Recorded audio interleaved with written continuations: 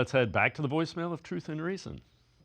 This is Steve Lannon. I feel with the new offense that should have been tested out by the starters in the preseason. I feel like the last 3 games have been preseason games trying to change things to the new system, and it's just something that should have been done in the preseason. Still love the show. Take care.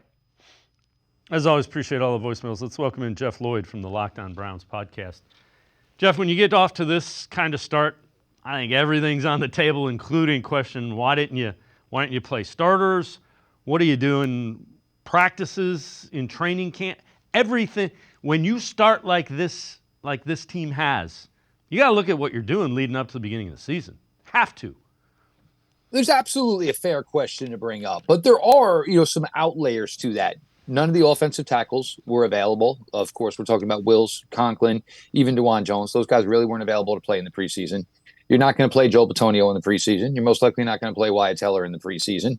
If you're not going to play any of those guys, it makes it difficult to play your quarterback, obviously. Look, but you do have to absolutely go back to basically, your spring work and your OTAs and everything and the way you handled, training camp. And maybe, they went to West Virginia last year and it led to a good season. Maybe they went to West Virginia this year and probably did it because, people like to continue things that work for them. But maybe that wasn't necessarily the case and it didn't work out this year. It's a fair question to say. I think this team is a lot more banged up, and I think that maybe we were privy to the knowledge of how banged up they were. To talk about it, we still have not seen Jack Conklin. Jedrick Wills played for a hot minute. DeJuan Jones, even though he's still practicing, he's back. He's been in and out of the lineup. This team just kind of needs some continuity. They kind of need just some guys that are going to go out there week in, week out. 1 week it's Amari Cooper, 1 week it's Jerry Jeudy, 1 week it's Elijah Moore. You're going to try to work David Njoku back here into the fold. You can't really get a running game going. Look, there's a million questions that you can ask about what's going on here right now, but I think if you want to get to the jux of it, everybody will agree that on the offensive side of the ball right now, essentially nothing is working for this team. Yeah. What do they need to do? How do you it looks disjointed. It doesn't seem like the reads aren't really the lack of reads tells me they're just not understanding. They don't understand the concepts is what it seems like. There's certainly something to that as well. For me, I'm going to go back from what really worked for this team last year. When they brought Joe Flacco in, they just started throwing the ball vertically. And they threw it vertically more than we have ever seen a Kevin Stefanski offense do.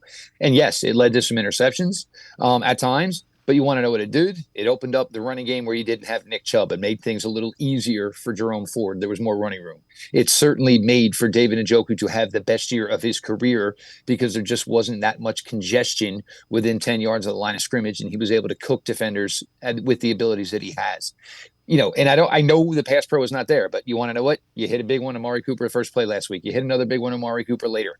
You need to start throwing the ball vertical. I mean, what are you paying all these wide receivers for if when you look and then by the time you get to the point where Deshaun Watson's ready to release the ball, every receiver is within 5 to 8 yards of the line of scrimmage? I mean, I don't know what you're paying all these guys for. You could pay league minimum and have the same type of guys run these routes. You're paying big money to Amari Cooper. You're paying big money to Jerry Jeudy because you think these guys are explosive vertical threats. Well, let's try doing that. And, for everybody that's going to say, oh, well, they're not blocking anyway. Well, then give it a shot. Really give it a shot. Because at least if it's going to be a turnover, we've seen the fumbles. Obviously, we saw 2 interceptions against the Dallas Cowboys. At least this way, maybe it'll be a 40-yard interception as opposed to a turnover that's giving the ball, to the opponent at midfield or even worse in Browns territory.